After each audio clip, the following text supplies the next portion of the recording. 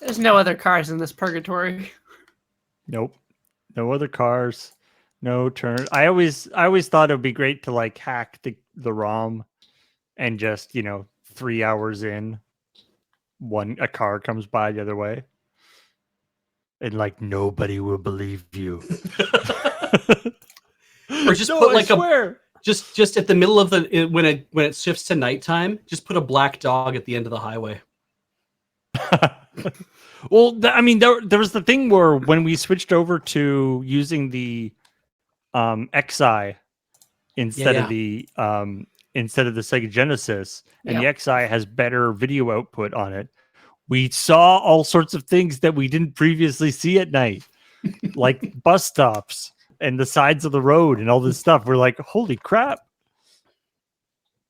There really is like secrets. And I think it was Easter eggs. I think it was Ian who got the first like nighttime bus stop. He was, yeah. Yes.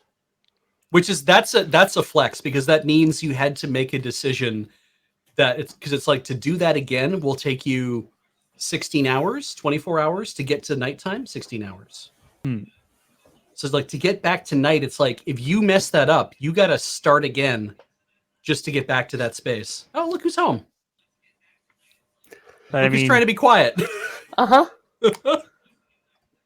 Ian could do that with the confidence knowing that he isn't the one who would have had to drive for the other, 16 hours. Exactly.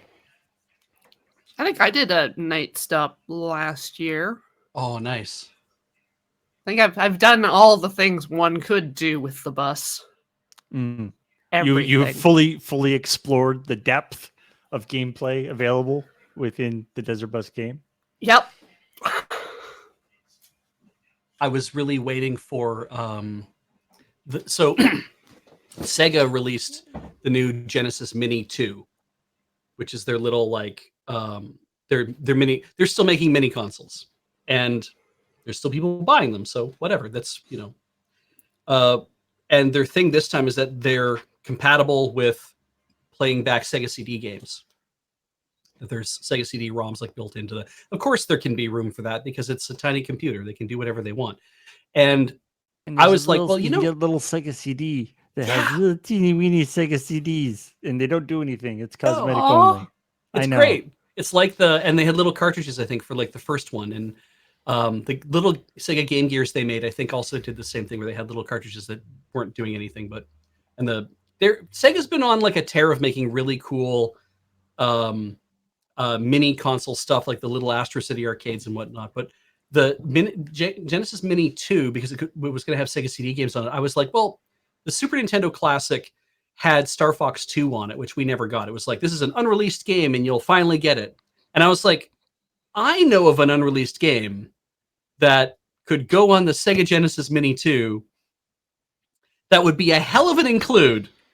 A game almost as highly anticipated. Yes. As Star Fox 2. Exactly. Like, one that probably maybe has more mind space in people than Star Fox 2 would have. I think there's something about, us keeping Desert Bus running throughout the year that I'm like, I think there's a lot of people out there who know what Desert Bus is as a result, because they've seen articles on Polygon or they see it on like wherever else. They might not know about the fundraiser, but I think they might be aware of like, what is this video game? And they're like, oh yeah. And they kind of carry that around the back of their head. I think maybe overstating or understating that people like Star Fox. That's fair. But yeah, briefly, I was like, boy, it'd be really great if they would have found a way to put 10 Impeller Smoke and Mirrors. Did I get all the words right? You said 10 Impeller. 10 Impeller Smoke and Spirits. There we go. Okay. Yeah. I was like, I know that came out of my mouth wrong. I just don't know how.